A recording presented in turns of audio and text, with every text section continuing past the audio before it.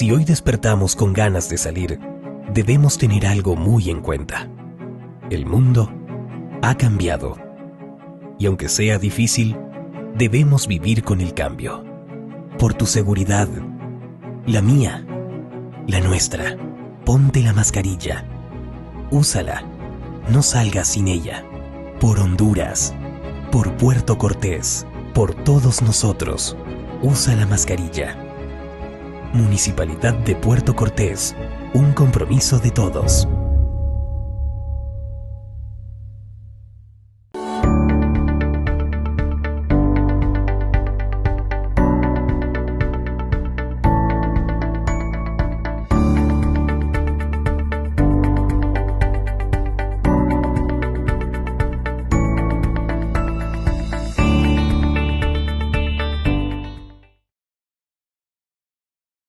Así la malgastamos, así la desperdiciamos, así somos de inconscientes.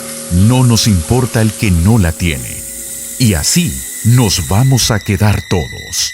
No olvidemos que el ciclo del agua y el ciclo de la vida son uno mismo.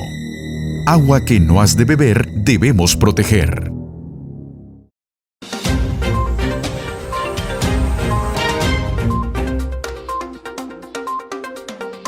Maya Televisión presenta Al fin de la noche. Bienvenidos. Bienvenidos al noticiario Al fin de la noche por Maya Televisión. Saludos amigos y amigas televidentes que están pendientes de esta transmisión originada en la ciudad de San Pedro Sula. Maya Televisión y su departamento de prensa instalado en la Escuela de Locutores adscrita al Instituto Semioficial 1 de Diciembre. La costa norte de Honduras, puntual el Valle de Sula, se siente enaltecida con esta emisión de prensa, donde damos comparecencias, entrevistas, de vez en cuando nos encontramos un debate, pero sobre todo las noticias a nivel nacional e internacional. Al fin de la noche, por Maya Televisión, tenemos la alianza con Radio 1 y sus plataformas digitales online. Sonido extraordinario a nivel de Honduras y de todo el mundo. Por supuesto, el noticiario abriendo la mañana, iniciando el día a través de Radio El Mundo, en la ciudad de San Pedro Sula. Hoy queremos abordar un tema tan trascendente, se toca bastante la salud, y es correcto, es donde tenemos que atencionar en este momento. Aquí sí, la salud es primero, y con el colapso de los centros hospitalarios, todos los centros médicos que tiene el país, más la falta de dinero, la cantidad de dinero que piden de prima de depósito los hospitales privados, para la población es completamente difícil. Pero no queremos nosotros pasar inadvertidos aquí en Maya Televisión y este departamento de prensa de la costa norte de Honduras, la crisis que está viviendo el sistema educativo del mundo y por supuesto de Honduras. No hay soluciones y lo que se está haciendo nada más es pasando. El mejor colegio, la mejor escuela, incluso las universidades aquí en Honduras están en graves problemas. Y lo que están haciendo los propietarios, los directores de centros educativos, especialmente los privados, es buscar algunas maneras de captar dinero para pagar sus responsabilidades, en especial la planilla de docentes, los alquileres, las rentas de edificios, los servicios públicos y los compromisos que tienen con instituciones como el IMPREMA, el mismo Seguro Social y otras cargas tributarias que tienen que pagarse porque tienen que pagarse. El gobierno de Honduras no ha facilitado absolutamente nada. Lo que ofrece son pírricos descuentos, lo que ofrece son pagos a plazos, pero que siempre tienen que pagarse. Creo que son dichosos los transportistas cuando les han ofrecido un bono de dinero en efectivo, y es seguro que eso va a ir a parar a las manos, a las bolsas de los dueños de taxis, de buses, porque a los motoristas, a los ayudantes, siempre los engañan, siempre les dan lo que no les corresponde. Ojalá más adelante se puedan organizar ellos, porque una cosa son los transportistas, los dueños de los transportes, los buses, los taxis, los camiones, todo lo que sea móvil, motorizado, y otra cosa son los trabajadores que madrugan de sol a sol, bajo la lluvia, a veces con grandes dificultades de salud, de economía, problemas familiares, problemas personales, el estrés, la depresión, pero ellos ahí andan sirviendo a la población. Tengo un documento titulado La educación en América Latina enfrenta una crisis silenciosa que con el tiempo se volverá estridente. Este es un documento facilitado por el Banco Mundial y tiene una gran credibilidad. Emanuela Di Giopreio, experta en educación del Banco Mundial, sostiene que se puede aprovechar la pandemia para crear un nuevo espacio que fortalezca la educación en la región. Emanuela Di Giopreio, ¿cómo puede la pandemia no tener un impacto profundo en la educación? Las escuelas permanecen cerradas en toda América Latina y también en el Caribe. Más de 170 millones de niños están fuera de las aulas, muchos de ellos pobres o de zonas postergadas, lidiando con sistemas de educación a distancia, en buena medida improvisados y en medio de una crisis que atraviesa a sus familias de tantas maneras. Las pérdidas educativas probablemente sean importantes y es posible que se agudicen las desigualdades y que haya más deserciones escolares.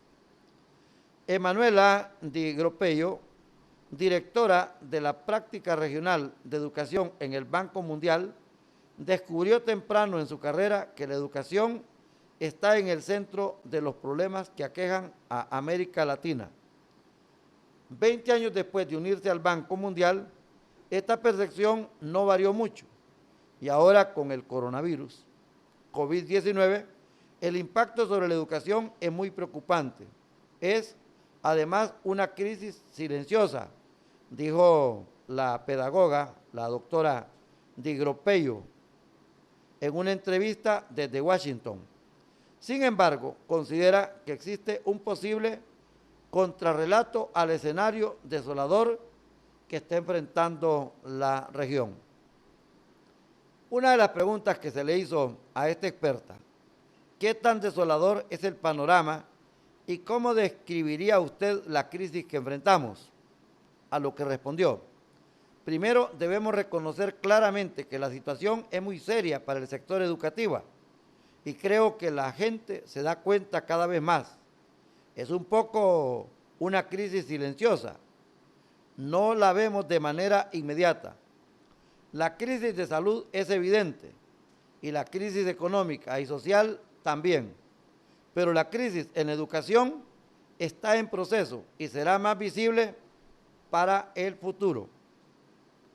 Es resultado de pérdidas muy probables en el aprendizaje y las crecientes desigualdades en el aprendizaje que veremos en la región.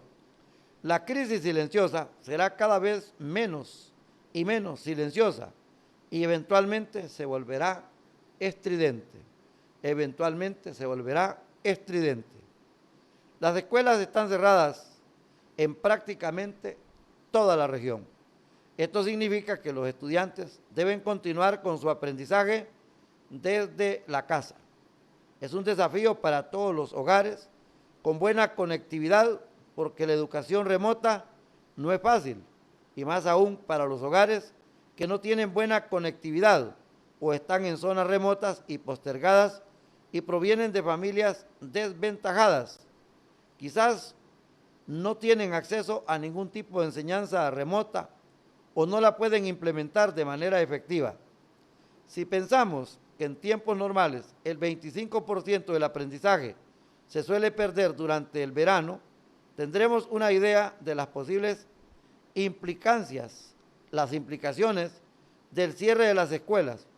Incluso Una vez que las escuelas hayan reabierto, la contracción económica provocada por las medidas para contener la pandemia exacerbará los daños causados en materia educativa.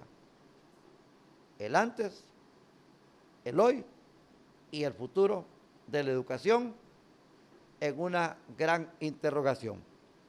Hay dos factores muy problemáticos en América Latina. Ya antes de la crisis, la región enfrentaba una crisis educativa con muy altos niveles de pobreza de aprendizaje, inequidades persistentes y, en segundo lugar, el nivel de conectividad, que si bien es superior al de otras regiones, estaba por debajo de la media. Las zonas donde no hay internet, especialmente las montañas, los pueblos, y también si la gente no tiene dinero para medicamentos, no tiene dinero para comer, para sus necesidades básicas, no le va a dar importancia a los reclamos del niño, del joven, para comprar internet, para pagar este servicio y poder continuar estudiando. ¿En qué medida esto es diferente en América Latina de otras regiones? La respuesta: las pérdidas educativas se verán en todo el planeta. Por eso algunos países han comenzado a reabrir las escuelas, a menudo empezando por los estudiantes con más desventajas. Pero hay dos factores muy problemáticos en América Latina. Ya antes de la crisis, la región enfrentaba una crisis educativa con muy altos niveles de pobreza de aprendizaje, inequidades persistentes y, en segundo lugar, el nivel de conectividad, que si bien es superior al de otras regiones, estaba por debajo de la media. Esto significa que alrededor del 50% de los estudiantes no podía leer de manera apropiada a la edad de 10 años y que en un contexto donde menos del 60% de las personas usan internet, sobre todo en los sectores con más desventajas, los riesgos del aprendizaje son particularmente elevados. ¿Cree que las deserciones van a ser un problema? La respuesta: sí. Otro riesgo es que veremos muchos más jóvenes abandonando la escuela. Sí. Otro riesgo es que veremos muchos más jóvenes abandonando la escuela por tres motivos. Primero, porque durante este periodo de escuelas cerradas, la relación entre los educadores y los estudiantes se vuelve más débil. Es por lo tanto más fácil perder niños. No todos se conectan como deberían, asumiendo que tienen acceso a educación remota. Muchos de ellos ni siquiera tienen esa posibilidad. Un segundo punto es que si hay pérdidas educativas importantes, existe el riesgo de deserciones apenas las escuelas reabran. Y en tercer lugar, este riesgo se va a ver exacerbado por la crisis económica que puede llevar a muchas familias a retirar a sus hijos de la escuela. Todos estos factores son especialmente serios en América Latina por la situación preexistente y por la esperada severidad de la crisis económica. ¿Cómo está ayudando el Banco Mundial a mitigar estos impactos? La pregunta: ¿cómo ayuda el Banco Mundial a mitigar esta situación en la educación? Nuestra respuesta y la de los gobiernos está enfocada en tres fases principales. En este momento estamos haciendo frente a la crisis, que es la fase 1. Esto es, estamos ayudando a los gobiernos a montar sistemas efectivos de educación a distancia. Ahí es donde pusimos nuestro mayor esfuerzo hasta ahora y los países están mostrando a la altura del desafío. Están siendo proactivos e innovadores y muy abiertos a compartir e intercambiar experiencias y buenas prácticas entre ellos. Los gobiernos también avanzaron con opciones educativas de menor tecnología, como la televisión o la radio, para mejorar el acceso remoto a la educación por parte de las familias sin conectividad, sin internet. La segunda fase tendrá lugar cuando las escuelas reabran. Será la fase de recuperación y manejo de la continuidad del aprendizaje y los desafíos serán numerosos. Será importante diseñar e implementar protocolos para la reapertura segura de escuelas, así como mitigar las pérdidas de aprendizaje con programas de recuperación educativa y otras medidas académicas y pedagógicas. Debemos poder entrenar y redesplegar maestros y asegurarnos de que puedan asistir a los más vulnerables y a aquellos que más han sufrido. Y debemos contar con sistemas de alerta temprana para monitorear a aquellos jóvenes en riesgo de desertar y evitar perderlos. La asistencia técnica y operativa para esta segunda fase ya está encaminada, ya que los países necesitan actuar rápidamente para mitigar los costos en los resultados educativos. Mencionó 3 fases. ¿Cuál sería la última a medida que avanzamos? La tercera será la fase de mejoramiento de la educación y lo que vemos como una luz de esperanza luego de la crisis. Hemos encuadrado nuestra respuesta en 3 fases que se superponen. En la tercera fase tenemos la posibilidad de construir mejor que antes. Será prioritario sostener y avanzar a partir de las innovaciones desarrolladas en las 2 etapas anteriores. Esto implica, por ejemplo, expandir la educación a zonas que en el pasado habían sido desatendidas mediante educación remota y mejorar la educación asistida para enseñar en un nivel más alto. También deberemos construir mejor en términos de reformas estructurales, aun cuando tememos que la crisis a mediano y largo plazo será honda y buena parte de los fondos públicos que serán redirigidos para atender las urgencias sociales y económicas. Esto se traduce, por ejemplo, en una simplificación de los currículos escolares y en un despliegue más efectivo de maestros. Estas reformas han sido postergadas y ahora las podemos implementar.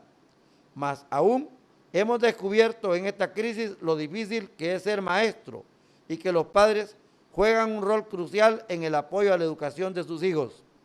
Esto debe ser apreciado y recompensado. Y finalmente, hay ahora una linda dinámica entre los países de América Latina de compartir sus experiencias en el sector educativo. Espero que esa colaboración continúe para que en el futuro podamos hacer las cosas mejor, dice la experiencia del Banco Mundial sobre la educación. América Latina debe aprovechar estas oportunidades que se complementan unas a otras y construir sistemas educativos mejores de los que teníamos, está diciendo esta experta con respecto a la educación en América Latina, que está completamente afectada por el ataque del coronavirus 19, COVID-19. La educación está en este momento con un pasador a todas las puertas de los centros educativos. Y el balance de la investigación de los expertos del Banco Mundial en materia de educación es que si en este momento hay daños y hay un fuerte impacto, el futuro será mucho más oscuro para la educación del mundo. Han muerto bastantes maestros, han muerto padres de familia, han muerto estudiantes.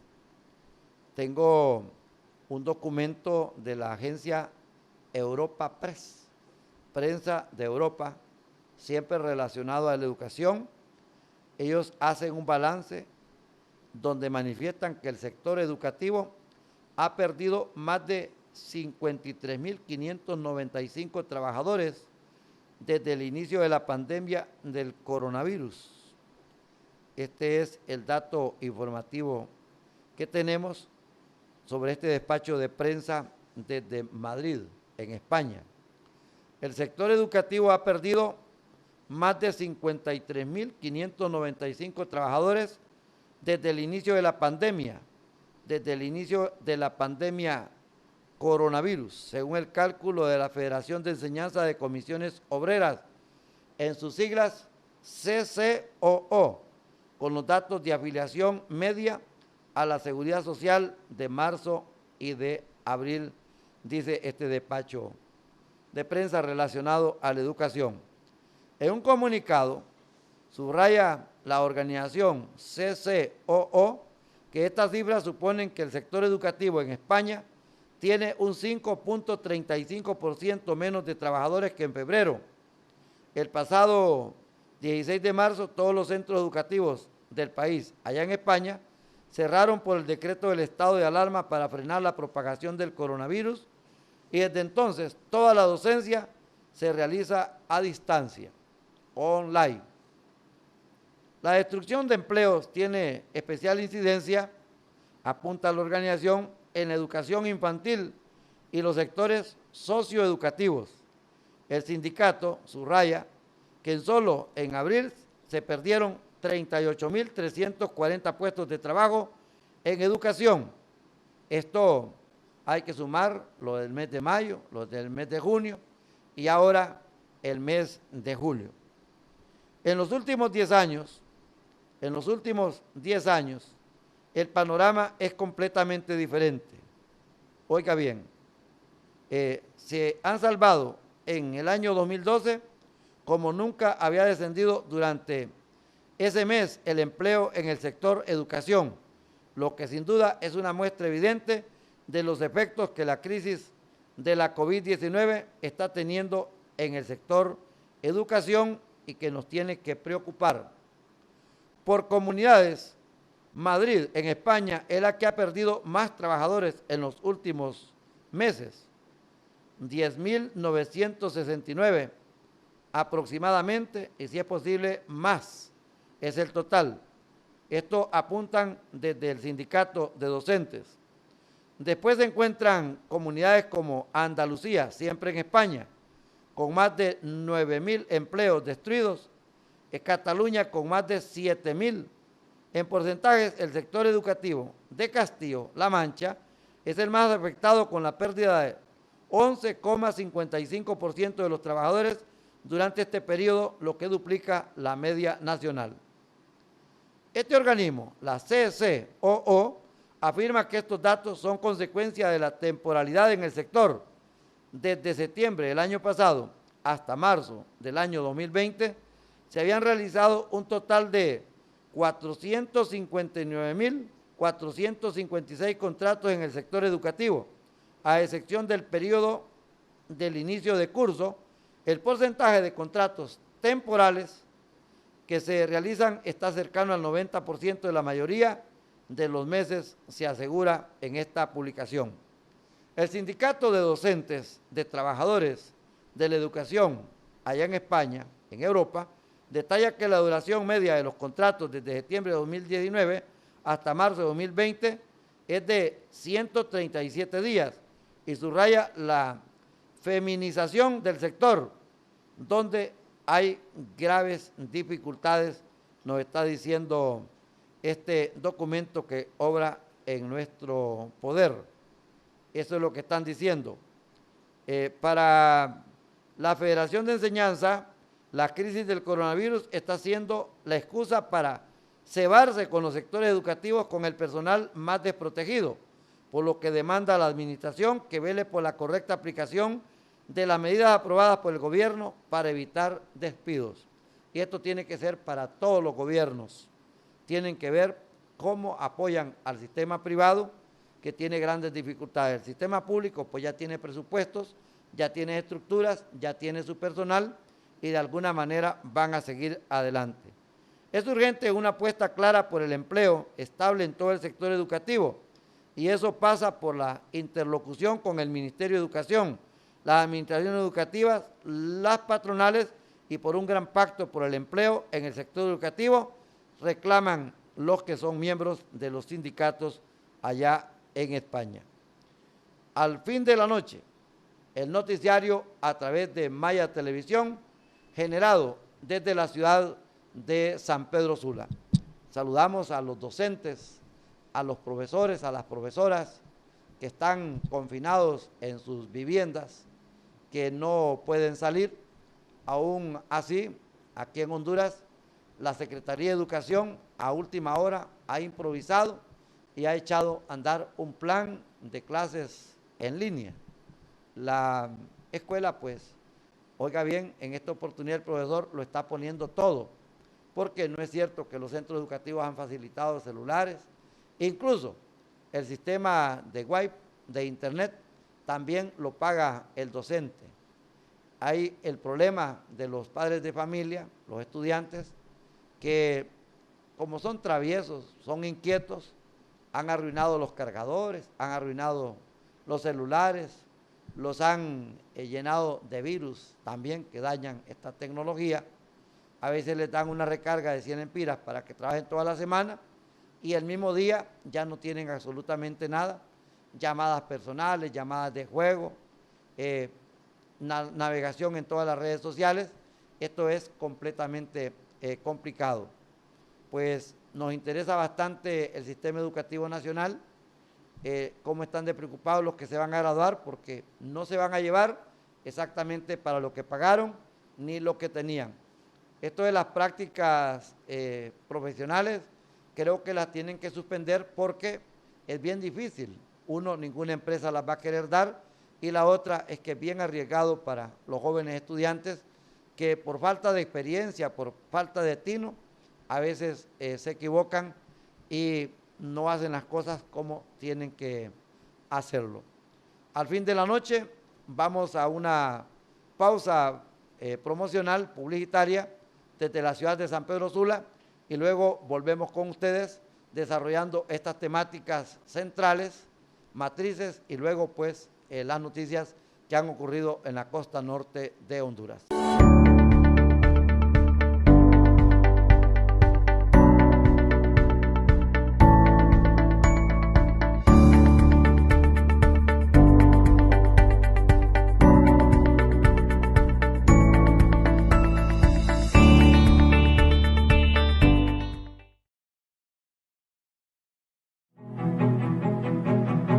Si hoy despertamos con ganas de salir, debemos tener algo muy en cuenta. El mundo ha cambiado. Y aunque sea difícil, debemos vivir con el cambio. Por tu seguridad, la mía, la nuestra, ponte la mascarilla.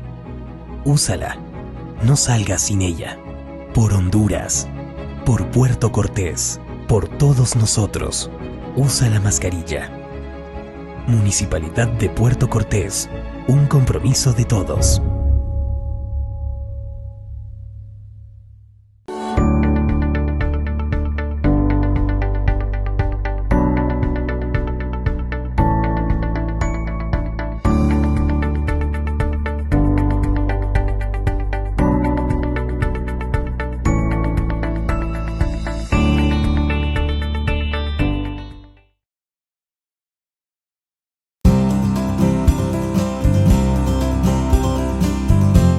Educación Financiera es un programa para la gran familia de Grupos Aremar. Ya en 2019 estamos beneficiando a más de 400 colaboradores a través de este programa de capacitación que busca realmente generar bienestar en el futuro de nuestros colaboradores. Esto viene y es parte de la estrategia de responsabilidad social empresarial basada en el pilar de educación, donde nosotros estamos buscando fomentar esas prácticas, buenas prácticas y por supuesto generar bienestar a través del buen manejo de las finanzas. Y agradezco a Grupos Aremar por esta oportunidad que me da por recibir estos talleres.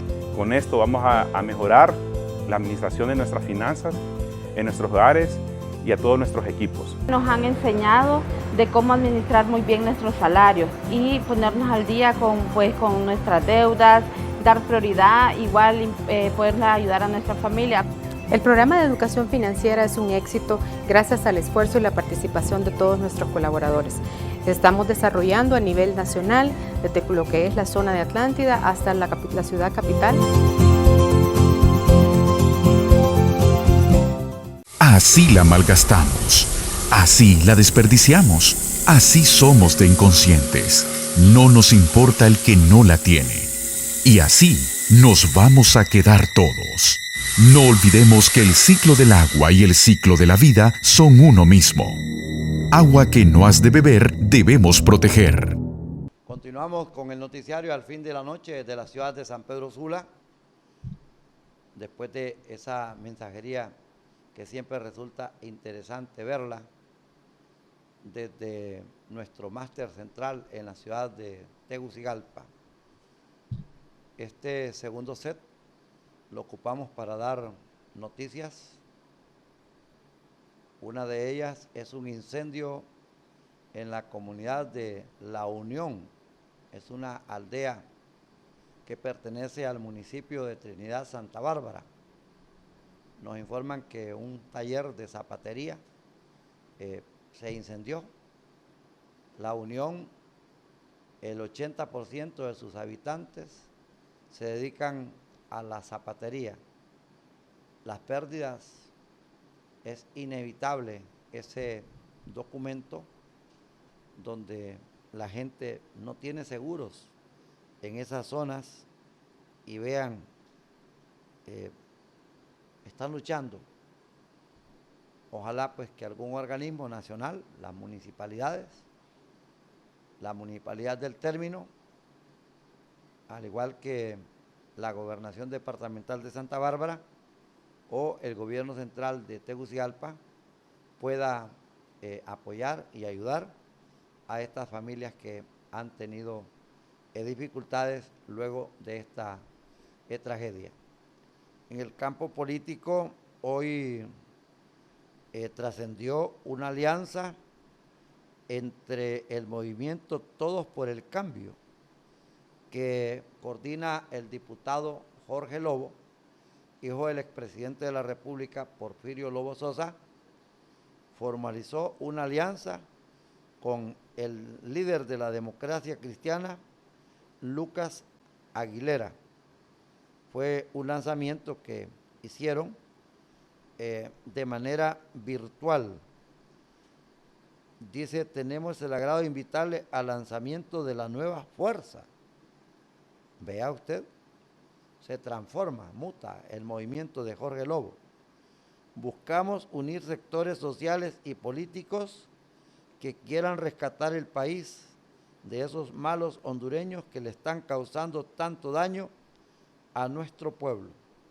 Un intro positivo sobre la reunión donde ya hay una alianza entre la democracia cristiana y el tema de este movimiento rebelde del Partido Nacional,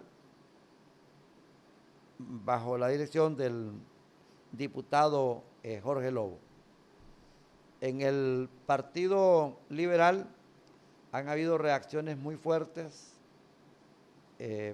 impactantes, de parte del presidente del Central Ejecutivo, el ingeniero Luis Zelaya Medrano, con respecto a las pronunciaciones que ha hecho el gobierno central. El Partido Liberal disiente totalmente con el encargado de la administración del Poder Ejecutivo, el señor Juan Orlando Hernández, en el sentido pues que le dijo malnacidos a los que tomen los recursos destinados para la pandemia,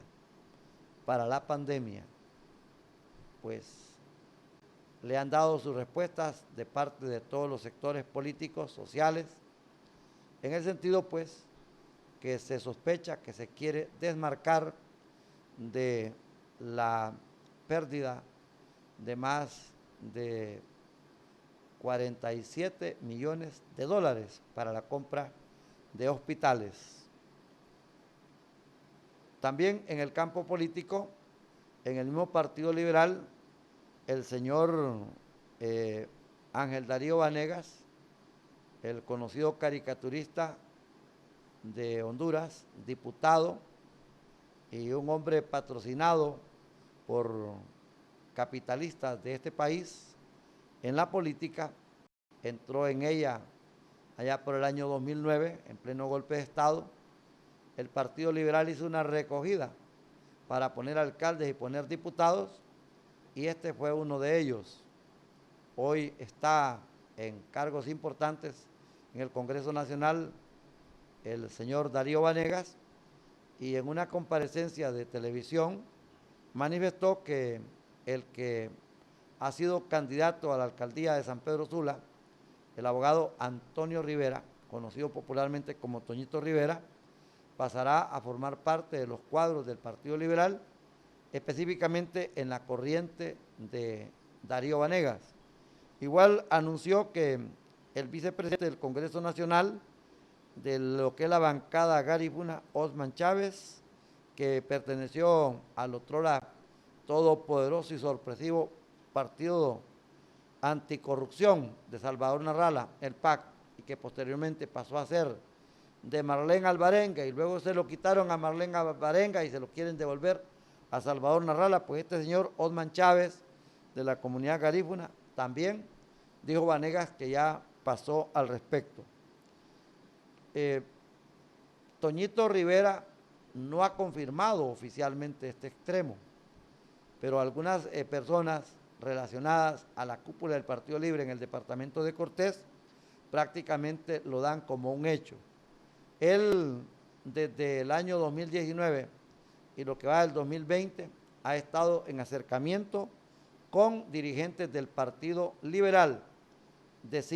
Argumentaba que era para formar una alianza y poder rescatar el poder en la costa norte de Honduras, en Honduras, y sobre todo la municipalidad de San Pedro Sula, que la tiene el Partido Nacional con el ingeniero Armando Calidonio. El Partido Libre en Cortés solamente tiene 2 alcaldías. La de San Manuel Cortés, el alcalde Arturo Castro es un desastre en el municipio. No ha hecho nada significante, porque lo que menos se ha hecho es hacer creativo, hacer productivo, a involucrarse totalmente en las labores del municipio. Ya es el segundo periodo en el que está el señor Castro, y realmente lo que se dio allí, de acuerdo a la información que hemos obtenido, fue divorciarse de su esposa, que es diputada suplente por el Partido Libre en el departamento de Cortés. Esa es una tragedia, la ruptura de un matrimonio, de un hogar, de una pareja, y máxime cuando es por cuestiones relacionadas a la política. El otro alcalde que tiene el Partido Libre en Cortés es el alcalde de Santa Cruz de Yojoa, el señor Marlon Pineda. No ha pegado una, y los seguidores del Partido Libre, los militantes del Partido Libre, incluso dirigentes de corrientes que no son el 28 de junio, en el cual él participó y quitó la alcaldía a el liberal que la tenía, Roberto Pineda, hoy no están de acuerdo con los coqueteos que hace Marlon Pineda, hijo del exdiputado emérito Pineda, dueño magnate de negocios allí en Santa Cruz de Yojoa, en la ciudad de Santa Cruz de Yojoa, porque pasa en coqueteos con el Partido Nacional, pasa también en migas con el Partido Liberal. Entonces no hay satisfacción. Saber que Santa Cruz de Yojoa ha tenido importantes líderes que perfectamente le pudieron haber hecho mucho por esa comunidad.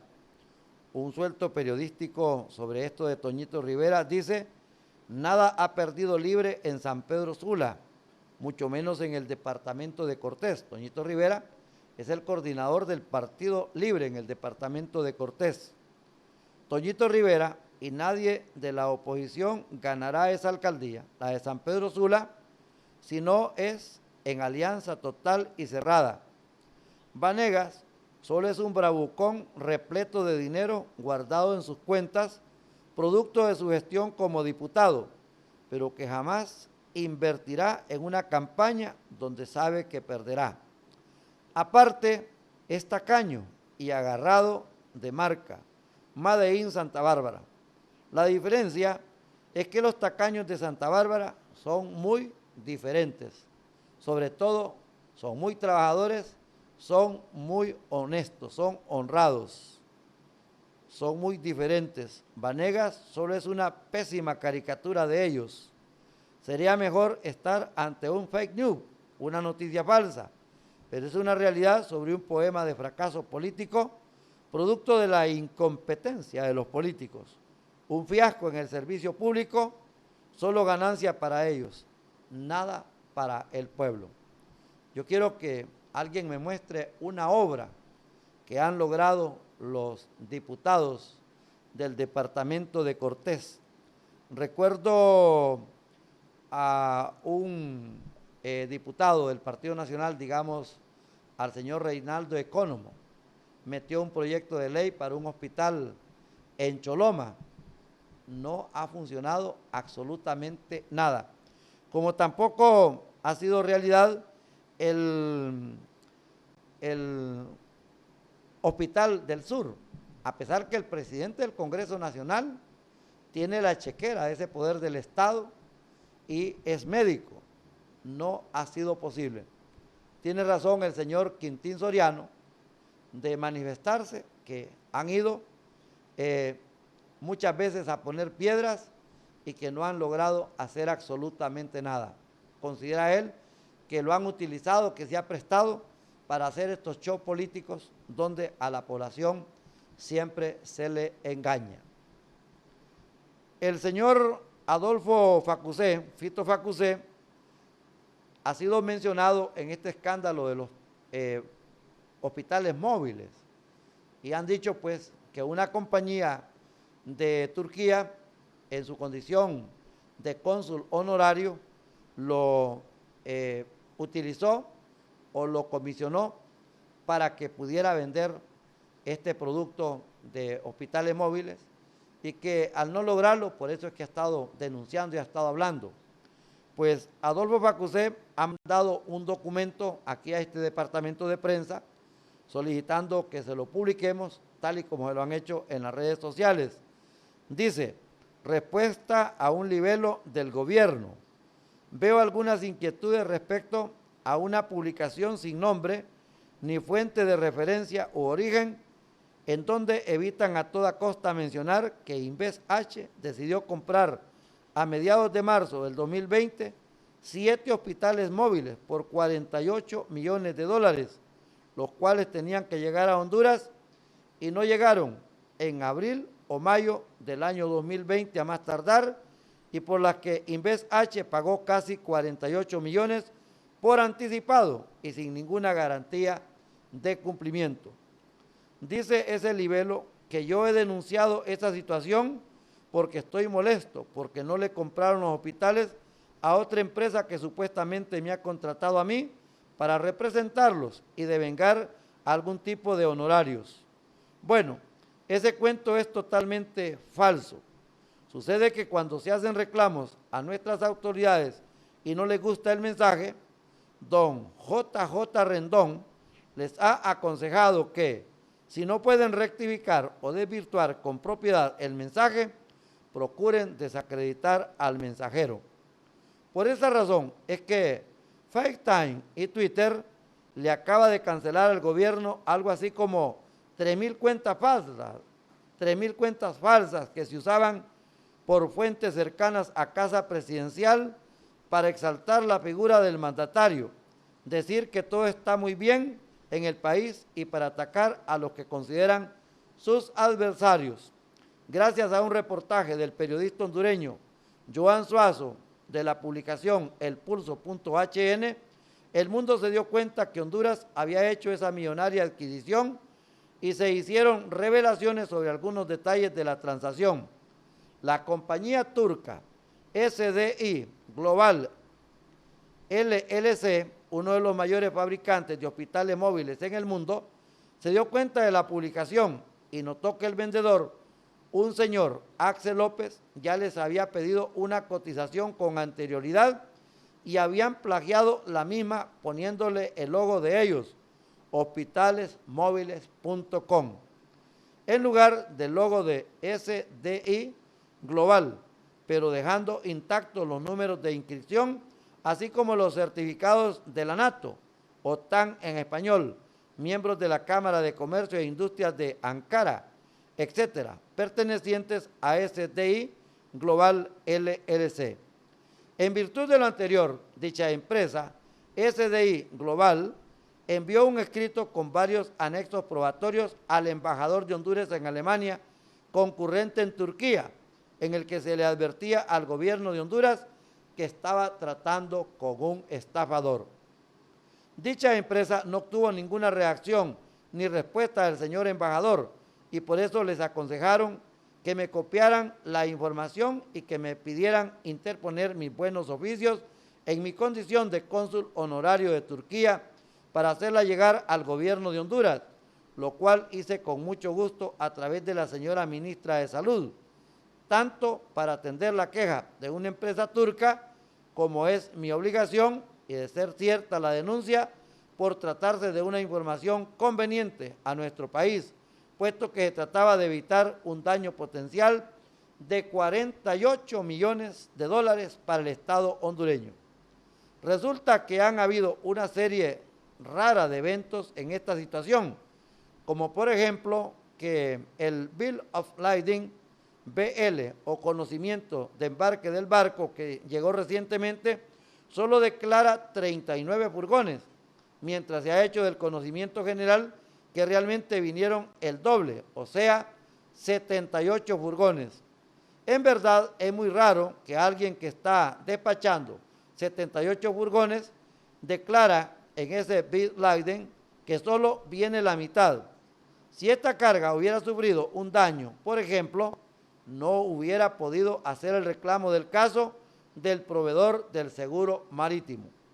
Otro hecho raro es que no se van a abrir los furgones hasta que vengan los técnicos de Turquía a instalarlos, pero no se conoce si ya están en camino dichos técnicos o van a esperar a que vengan los 5 hospitales que faltan, y el mismo señor Bográn de Inves H declaró ante la TIC que no sabía cuándo venían. El último punto es que se ha recomendado al gobierno que se comunique con el FBI de Estados Unidos para averiguar si los 48 millones siguen depositados en la cuenta de la compañía del sector del señor Axel López con la sucursal del Chase Bank de Orlando, Florida, o si ya fueron transferidos a distintas cuentas pertenecientes a diferentes supuestos participantes de esta transacción, ya sea hondureños o de otras nacionalidades. Parece que hay algún temor de parte de algunos sectores de que el pueblo hondureño se entere de esa investigación y comiencen a llegar órdenes de extradición, así como pasan pendientes de lo que sigue revelándose por los fiscales del Distrito Sur de las Cortes Judiciales en Nueva York. ¿Saben de esto?, dice la pregunta al cierre del documento el señor Adolfo Facusé con respecto a esa contestación que le ha dado al gobierno de Tegucigalpa, porque lo han involucrado en lo que él considera que no es la realidad, que no es lo que exactamente ha sucedido, sino que él ha actuado exactamente en consecuencia sobre lo que le corresponde como cónsul honorario en Turquía, de Turquía, acreditado aquí en la costa norte de Honduras, en Tegucigalpa y en todo el país. Esta historia de los hospitales móviles es bastante amplia, es seguro que van a aparecer más revelaciones, y lo lamentable es que la población está atrincherada en los hospitales que están completamente colapsados, no hay medicamentos, no hay unidades de cuidados intensivos disponibles, son colas en los depósitos de oxígeno, la gente ocupa por lo menos 15, 20 mil empiras para comprar el chimbo, el tanque, luego los manómetros y todo el dispositivo para poder respirar. Al fin de la noche, muchas gracias por su atención, será en la próxima emisión. Maya TV, cobertura total.